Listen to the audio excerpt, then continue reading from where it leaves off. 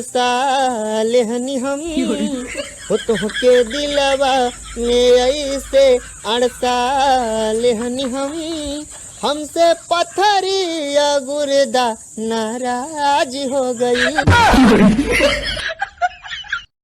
आज तो एकदम जहर लागत तारू हो। आवा चाट के मर जा।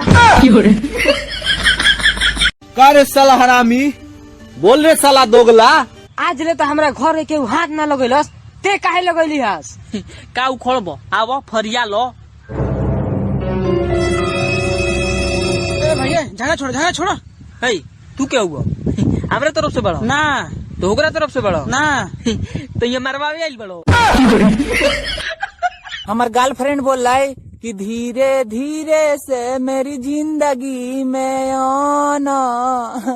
हम इतना धीरे धीरे गेली कि हमरा जाते जाते और दूगो बच्चे हो गली के माई। करे उ सर पागल है। करे दुनिया दही गुड़ चाटल उ सर ढोढ़ी चाटत है।